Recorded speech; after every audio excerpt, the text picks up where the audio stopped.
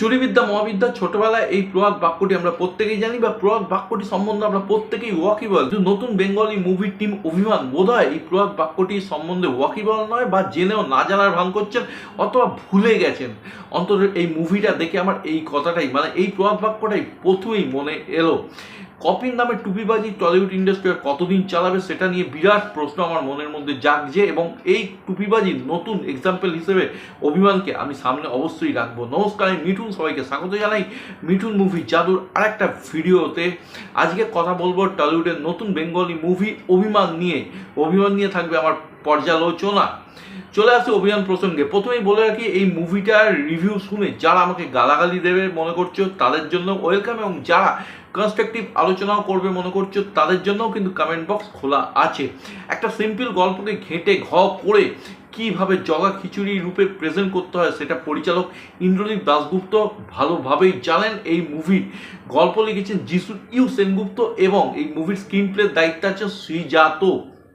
এই মুভিতে অভিনয় করেছেন the industry Prosenjit Chattopadhyay, self declared superstar lady superstar Subhashree Ganguly এবং যিশু ইউ সেনগুপ্ত। এরাই এই ছবির তিনটে লিডিং ক্যারেক্টার। ছবির গল্প সম্বন্ধে যদি বলতে হয়, গল্প কিন্তু অতি সিম্পল। একজন রকস্টার, সে বিশাল জনপ্রিয়, একটা সময়ের পর সে গায়েব হয়ে যায় এবং তাকে পাওয়া যায় একটা পাড়াগাতে, সে তার মেমোরি লস করতে বসেছে।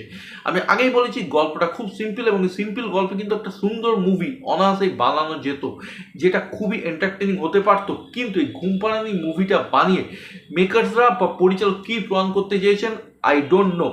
পরিচালক ঋতুপর্ণ ঘোষের ফরম্যাটটা তো চুরি করেছেন, কিন্তু ঋতুপর্ণ ঘোষের মুভিতে যে হার্ট আর সোলটা থাকতো সেটা হয়তো তিনি ইনফিউজ করতে ভুলে গেছেন, এবং সেই জন্য এই মুভিটা একটা স্ক্যাম ছাড়া আমার অন্য কিছুই মনে হচ্ছে না।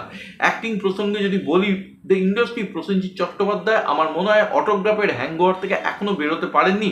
সেই জন্য তিনি সেকেন্ড একটা অটোগ্রাফের ম্যাজিক ক্রিয়েট করার জন্য এই চরিত্রটি অ্যাকসেপ্ট করেছেন, এবং ক্রিঞ্জ বা বাজে অভিনয় কাকে বলে সেটা প্রসেনজিৎ চট্টোপাধ্যায় কিন্তু আবারও দেখিয়ে দিলেন। যিশু ইউ সেনগুপ্তর যদি কথা বলি, আমার মনে হয় ওনার ইতিমধ্যে ডাক্তার দেখানো উচিত। বলিউডের মুভিতে তিনি অক্ষয় কুমারের বাবার রোল করছেন এবং এখানে প্রসেনজিৎ ছেলের রোল করছেন, এবং তিনি এই মুভিতে আবহমান মুভির যে ম্যাজিক সেটা ক্রিয়েট করার চেষ্টা করছেন। কিন্তু ঋতুপর্ণ ঘোষের মতো গার্ডস বা সৎ সাহস তার যে নেই সেটা কিন্তু তিনি আরেকবার প্রমাণ করে দিয়েছেন। যিশু ইউ সেনগুপ্তর ভালো অভিনয় তো আপনারা অনেক দেখেছেন, কিন্তু যদি খাজা বা খারাপ অভিনয় দেখতে হয়, অভিমান কিন্তু প্রথমেই আমি রেকমেন্ড করব শুভশ্রী গাঙ্গুলি। আমার মনে হয় ওনার ইতিমধ্যে ডাবিং আর্টিস্ট দিয়ে কাজ করা উচিত। ওনার ডায়লগ ডেলিভারিতে বিশাল প্রবলেম আছেন, এবং উনি কি ডায়লগ ডেলিভারি করেন সেটা উনি ছাড়া আই থিঙ্ক কেউ বুঝতে পারে না। এবং অ্যাক্টিংয়ের যদি প্রসঙ্গ আমি বলি, ইন্দুবালা ভাতের হোটেল বা পরিণীতার মতো মুভিতে করার পর উনি গ্যাস বেলুনের মতো এতটাই ফুলে গেছেন যে এই ধরনের মুভিতে উনি একই টাইপের ঘ্যান প্যান এবং বাজে অভিনয় দিয়ে আমাদেরকে এন্টারটেন করতে বারংবার চলে আসেন। এই মুভিটার সামনে গৃহপ্রবেশকে আমি মাস্টারপিস বলেই মনে করি। এই মুভির প্রমোশনের জন্য ইন্টারভিউতে প্রসেনজিৎ চট্টোপাধ্যায় বলেছেন তিনি নাকি তার ক্যারেক্টারটা রূপম ইসলামের থেকে ইন্সপায়ার্ড হয়ে বানিয়েছেন। কিন্তু sir, sorry to say, Rupam ইসলামকে আমি যতটুকু লাইভ দেখেছি উনি কিন্তু স্টেজের ওপর জোকারের মতো উৎপটে নাচেন না। এখানে Prosenjit Chattopadhyay as a Rockstar যতটুকু ট্রেলারে দেখানো হয়েছে, মুভিতে কিন্তু ঠিক ততটুকুই আছে। ওনার এই ক্যারেক্টারে উনি বিলিভেবল হতে পারেননি। উনি রকস্টার কম এবং জোকার বেশি লেগেছেন। এই ছবির তিনটে মেন ক্যারেক্টার, কিন্তু দেখে মনে হচ্ছে তিনজনে আলাদা আলাদা নিজেদের দৃশ্যকে শ্যুট করে নিয়েছেন। প্রপার টাইমলাইন বা কনসিস্টেন্সি মেনটেন এই ছবির জন্য একেবারেই অপ্রাসঙ্গিক। টাইমলাইনের যদি প্রথমে কথা বলতে হয়, 10 বছর বা 20 বছরের কথা এখানে বলা হয়েছে। 10 বছর আগে শুভশ্রী গাঙ্গুলিকে যা দেখতে লাগছে, 10 বছর পরেও তাই দেখতে লাগছে। যদি ইনকনসিস্টেন্সির কথা বলতে হয়, তাহলে দুম করে রাত হয়ে যাচ্ছে, দুম করে পোশাক বদলাচ্ছে। কখনো প্রসেনজিৎ চট্টোপাধ্যায় হুইল চেয়ারে ঘুরছে, আবার 2-4টে সিনের পর তিনি হেঁটে চলে বেড়াচ্ছেন।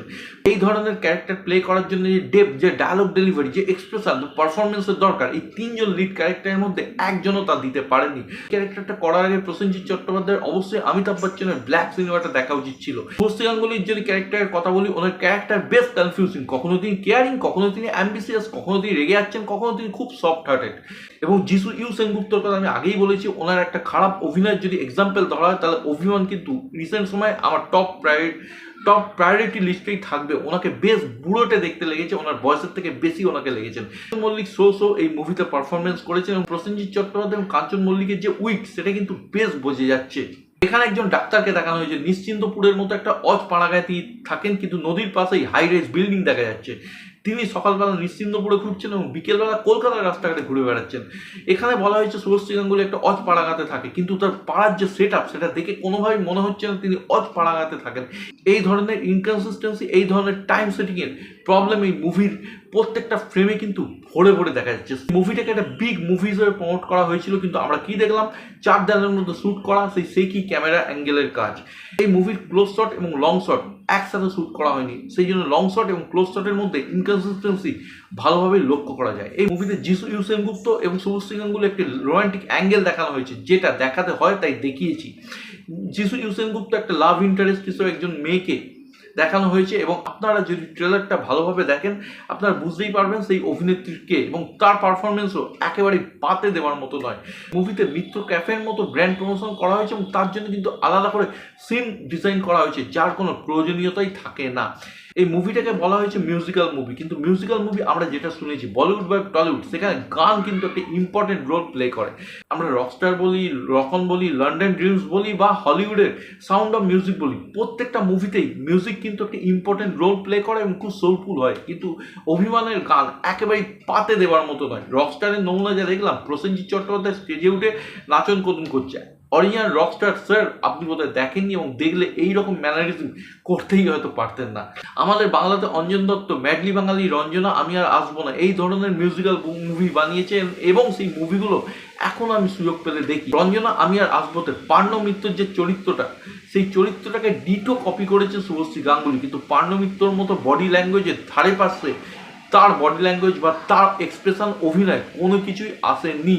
ওভারঅল অভিমান হচ্ছে আদলামিতে ভরা একটা স্লো মুভি, যেটা আপনি দেখতে বসলে আপনাকে অনায়াসেই ঘুম পাড়িয়ে দেবে। আপনার যদি রাতে ঘুম না হয়, ঘুমের যদি সমস্যা থাকে, তাহলে অভিমান কিন্তু আপনার জন্য মাস্ট ওয়াচ। কিন্তু আপনি যদি ভালো ড্রামা বেস, ভালো গল্প নিয়ে একটা মুভি দেখতে চান, তাহলে অবশ্যই অভিমানকে আপনি ইজিলি স্কিপ করতে পারেন। এবং ওয়াই সো সিরিয়াস, এই প্রোডাকশন হাউসের থেকে আমরা কী বা এক্সপেক্ট করতে পারি, যেখানে ইটসেলফ প্রোডাকশন হাউসের নামটা কপি করা, সিনেমার পোস্টার, সিনেমার নাম পর্যন্ত কপি করা, এবং এক একটা চরিত্রকেও এনারা কপি করতে ছাড়েন। ওভারঅল আমার কাছে একটা স্ক্যাম মুভি, যার না গল্প ভালো, যার না পারফরমেন্স ভালো, যার না মিউজিক ভালো, এবং অকারণে একটা ঘুম পাড়ানি মুভিতে ঘ্যানঘ্যানানি প্যানপানি ন্যাকা কান্না দেখার জন্য আমি কাউকে পয়সা খরচ করে এই মুভিটা দেখার জন্য কখনোই রেকমেন্ড করতে পারবো না। এই ছিল অভিমান নিয়ে আমার ব্যক্তিগত মতামত। তোমরা যারা দেখেছো তোমরা কমেন্ট সেকশনে অবশ্যই জানাও মুভিটা তোমাদের কেমন লাগলো, এবং আজকের ভিডিও সম্বন্ধে তোমাদের কি মত সেটাও জানাতে ভুলো না।